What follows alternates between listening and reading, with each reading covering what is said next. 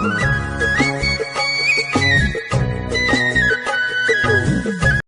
કૃષ્ણ મિત્રો, આજે બનાવશું આપણે દૂધપાક. દૂધપાકમાં આપણે કાચા ચોખા નાખીને બનાવવાનો છે. તો આપણે ચોખા લઈ લેશું, કેસર અને ખાંડ. આ ચોખા આખા છે ને આપણે મિક્સરમાં સેજ ક્રશ કરી લેવાના છે. એટલે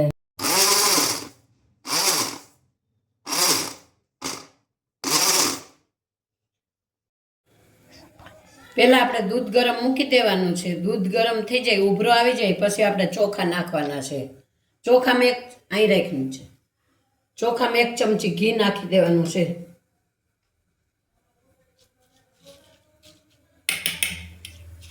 દેશી ઘી નાખવાનું છે ચોખામાં. ઘીવાળા ચોખા કરીને દૂધમાં નાખી દેવાના છે. બા, આજે તમે શું બનાવો છો? આજે દૂધપાક આપણે કાચા ચોખાનો, દૂધમાં ચોખા પાકી જાય ને એ રીતે દૂધપાક બનાવવાનો છે આપણે.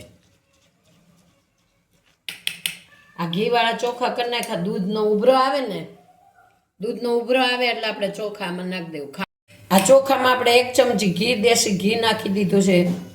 દૂધ ઉકળી જાય એટલે આ ચોખા એમાં નાખી દેવાનું. ઘી નાખવાનું કારણ એ કે આપણો દૂધપાક ઉભરાશે નહીં અને જાતે ચોખા એમાં બફાઈ જશે. થઈ ગયું છે.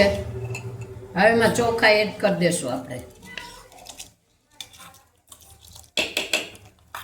અને આપણે સાથે ખાંડ પણ નાખી દેશું.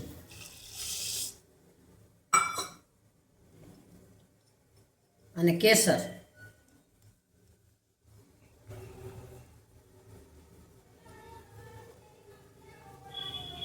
હવે એને ધીમી આંચ ઉપર 45 મિનિટ લગી પાકવા દેવાનું છે. આ રીતે ચોખાને જોઈ લેવાના છે કે ચોખા ચડી ગયા છે. જો આપણા ચોખા એકદમ ચડી ગયા છે. હવે આમાં કાજુ, બદામ, એલચી બધું નાખી દેશું. આ કાજુ બદામનો ભૂકો કરી લીધો છે.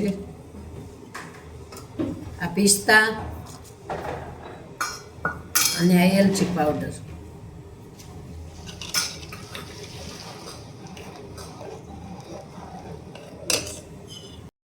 તો તૈયાર છે આપણો દૂધપાક. ચોખા એકદમ મસ્ત ચડી ગયા છે દૂધમાં. એકવાર આ દૂધપાક ખાવ તો ખાતા રહી જાઓ.